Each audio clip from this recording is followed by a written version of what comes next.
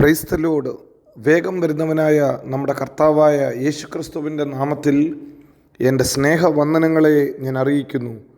കൊലോസ്യ ലേഖനം 3-ാം അധ്യായം 23-ാം വാക്യം, നിങ്ങൾ ചെയ്യുന്നതൊക്കെയും മനുഷ്യർക്കെന്നല്ല കർത്താവിനെന്ന പോലെ മനസ്സോടെ ചെയ്യുവീൻ. ഹല്ലേലൂയ. നാം ചെയ്യുന്നതൊക്കെയും കർത്താവിന് എന്ന പോലെ ചെയ്യണം. എന്തുകൊണ്ടാണ് അങ്ങനെ പറയുന്നത്? നമ്മെ ഏൽപ്പിച്ചത് ഏത് വേലയാണെങ്കിലും നമ്മെ അത് ഏൽപ്പിച്ചത് കർത്താവ് അത്രേ. ഈ ഒരു വിചാരം നമ്മുടെ ഉള്ളിൽ വേണം.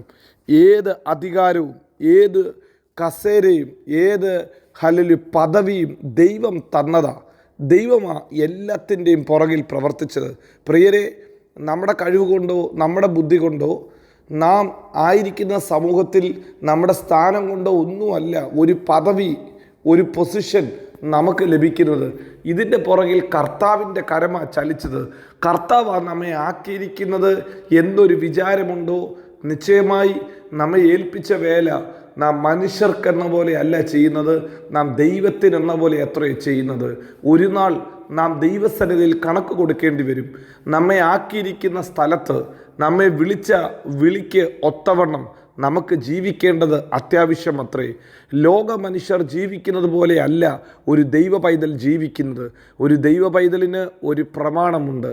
അവനായിരിക്കുന്ന സ്ഥലത്ത് അവനെ ഏൽപ്പിച്ച വേല എന്തുമായിക്കോട്ടെ അത് ചെയ്യാൻ ഒരു പ്രമാണമുണ്ട്. ഇന്ന് പകൽക്കാലം എത്ര പേര് നമ്മെ ആക്കിയിരിക്കുന്ന വിധങ്ങളെ ഓർത്ത്, വഴികളെ ഓർത്ത്, പദവികളെ ഓർത്ത് ദൈവത്തിനൊന്ന് സ്തോത്രം ചെയ്യും. ആ കരങ്ങളൊക്കെ ഒന്ന് ഉയർത്തിയിട്ട് കർത്താവിനോട് പറ, കർത്താവേ, നീ എനിക്ക് തന്ന ജീവിത സാഹചര്യത്തിനായിട്ട് സ്തോത്രം, നീ എനിക്ക് തന്ന ജോലിക്കായി സ്തോത്രം, നീ എനിക്ക് തന്ന വരുമാന മാർഗങ്ങൾക്കായി സ്തോത്രം, നീ എനിക്ക് തന്ന കുടുംബ ജീവിതത്തിന് വേണ്ടി സ്തോത്രം, നീ എനിക്ക് തന്ന തലമുറകൾക്ക് വേണ്ടി സ്തോത്രം. ദൈവം തന്ന ഹല്ലേലൂയ അങ്ങനെ തന്ന ഓരോ പദവികളെ ഓർത്ത് നമുക്ക് നന്ദി പറയാം. നിങ്ങളൊരു പക്ഷേ ഒരു ഭർത്താവായിരിക്കാം, നിങ്ങളൊരു ഭാര്യയായിരിക്കാം, നിങ്ങൾ കുഞ്ഞുങ്ങളായിരിക്കാം, മാതാപിതാക്കളായിരിക്കാം, നിങ്ങൾ യജമാനനായിരിക്കാം, നിങ്ങൾ തൊഴിലാളികളായിരിക്കാം, നിങ്ങൾ ആരുമായിക്കോട്ടെ, നിങ്ങളെ ആക്കിയിരിക്കുന്ന ആ സ്ഥാനമുണ്ടല്ലോ, അത് ദൈവത്താൽ നിയമിക്കപ്പെട്ടതാ, ദൈവത്താൽ ഒരുക്കപ്പെട്ട ഒരു പൊസിഷനാണ്. നിങ്ങൾക്കറിയാമല്ലോ, ദാവീദ് രാജാവ് യഹോവയുടെ പെട്ടകത്തിൻ്റെ മുമ്പാകെ തന്നെത്താൻ മറന്ന് തുള്ളിച്ചാടി ദൈവത്തെ ആരാധിച്ചു.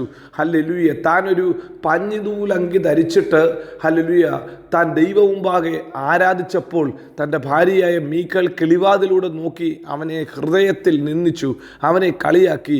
ഒരു വലിയവനായ രാജാവ് അവൻ്റെ പൊസിഷൻ മറന്ന്, പദവി മറന്ന് ദൈവ മുമ്പാകെ തുള്ളിച്ചാടി ദൈവത്തെ ആരാധിക്കുന്നു. ഹല്ലേലൂയ. തൻ്റെ ജനത്തിൻ്റെ മുമ്പാകെ തന്നെത്താൻ തൻ്റെ നഗ്നത അനാവൃതമാക്കുന്നു എന്ന് ഹൃദയത്തിൽ നിന്ദിച്ചു. ദാവീദ് രാജാവ് മറുപടി പറഞ്ഞ ഒരു വാക്യം വളരെ ശ്രദ്ധേയമാണ്. ദാവീദ് രാജാവ് പറഞ്ഞത്, എന്നെ ഈ കസേരയിൽ ഇരുത്തിയത്, ഈ സിംഹാസനത്തിൽ കൊണ്ടിരുത്തിയത്, ഈ പദവി എനിക്ക് തന്നത് നിൻ്റെ അപ്പനായ ശൗലല്ല, പിന്നെയോ സ്വർഗസ്ഥനായ എൻ്റെ അപ്പനത്രേ. ഞാൻ ആടുകളെ മേയിച്ചുകൊണ്ട് കാട്ടിൽ കിടന്നപ്പോൾ അവിടെ നിന്ന് എന്നെ വിളിച്ചു വരുത്തി ഇതുവരെ കൊണ്ടുവന്ന ഒരു കർത്താവ് എനിക്കുണ്ട്. നോക്ക്, ദാവീദിൻ്റെ എത്ര വലിയ ടെസ്റ്റിമണിയാ. ഇന്ന് രാവിലെയും നമ്മുടെ വായിൽ നിന്ന് അങ്ങനെ പറയാൻ സാധിക്കുമോ? കർത്താവാ എന്നെ ഇതുവരെ കൊണ്ടുവന്നത്, ഇതുവരെ എന്നെ ആക്കിയത് എൻ്റെ കർത്താവാ. എൻ്റെ കഴിവല്ല, എൻ്റെ യോഗ്യതയല്ല, എൻ്റെ കോണ്ടാക്റ്റ് അല്ല, എൻ്റെ കർത്താവാ കൊണ്ടുവന്നത്. അതുകൊണ്ട് കർത്താവിനോടാ എനിക്ക് കടപ്പാടുള്ളത്. കർത്താവിൻ്റെ മുമ്പാകെയാ ഞാൻ എൻ്റെ റിപ്പോർട്ട് കൊടുക്കുന്നത്, എൻ്റെ കാര്യങ്ങൾ പറയുന്നത്. ഈ രാവിലെ നമ്മുടെ ഉള്ളിലും അങ്ങനത്തെ ഒരു വലിയ ചിന്ത നമ്മെ ഭരിക്കട്ടെ. നമ്മെ ആക്കിയിരിക്കുന്നത് കർത്താവാ.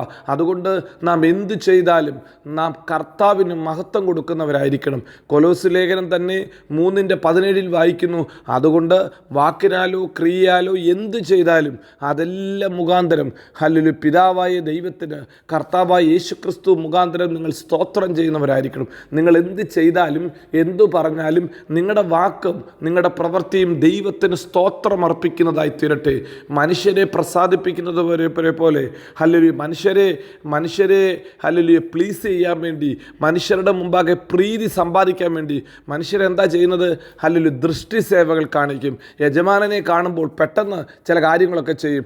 അപ്പനെ കാണുമ്പോൾ പെട്ടെന്ന് കുഞ്ഞുങ്ങൾ പുസ്തകം തുറന്ന് പഠിക്കും. ഇത് മനുഷ്യരെ പ്രസാദിപ്പിക്കുന്ന രീതിയാണ്. എന്നാൽ നോക്ക്, ഒരു ദൈവ പൈതലിന് ഹല്ലേലൂയ 24 മണിക്കൂറും തന്നെ കാണുന്ന ഒരു കർത്താവുണ്ട്. ഹല്ലേലൂയ.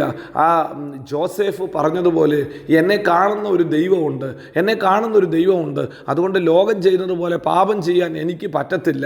എന്നെ കാണുന്ന കണ്ണുണ്ട്, എന്നെ കാണുന്ന എന്നെ ജീവിതത്തിൽ എല്ലാ സ്ഥലത്തും ശ്രദ്ധിക്കുന്ന ഒരു കർത്താവ് എനിക്കുണ്ട്. പ്രിയരെ, അങ്ങനെയെങ്കിൽ നാം മനുഷ്യരുടെ മുമ്പാകെ അല്ല പ്രീതി നേടേണ്ടത്, ദൈവത്തിൻ്റെ പ്രീതിക്ക് വേണ്ടി കർത്താവിനെ പ്രസാദിപ്പിക്കുന്നവരായി നമുക്ക് തീരാം.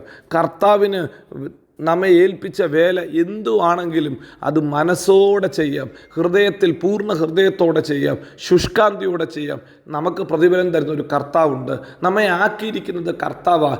ഈ ഒരു വിചാരം നമ്മെ നടത്തട്ടെ. ഇന്ന് പകൽക്കാലം എന്നെ കേൾക്കുന്ന കർത്താവിൻ്റെ പ്രിയ ഹല്ലേലൂയ പൈതലേ, നീ ആയിരിക്കുന്ന ഏത് സ്ഥലത്തായിക്കോട്ടെ, ഏത് പദവിയിലായിക്കോട്ടെ, ഹല്ലേലൂയ, എത്ര വലിയ പദവിയിലോ എത്ര ചെറിയ പദവിയിലോ ആയിക്കോട്ടെ, നമ്മെ കാണുന്ന ഒരു കർത്താവുണ്ട്. നമുക്ക് കണക്ക് ബോധിപ്പിക്കേണ്ടത് കർത്താവുമായിട്ടാണ്. ഈ ഒരു ബോധ്യത്തിൽ നമ്മെ ഏൽപ്പിച്ച വേല എന്തും വിശ്വസ്തയോടെ നമുക്ക് ചെയ്യാം. നമ്മുടെ ദൈവം വലിയവൻ, വിശ്വസ്തൻ, വാക്കുമാറാത്തവൻ. നമ്മെ അവൻ എല്ലായിടത്തും എല്ലായ്പ്പോഴും ക്രിസ്തുവേശുവിൽ ജയോത്സവമാക്കി നടത്തും. God bless you. Amin, Amin.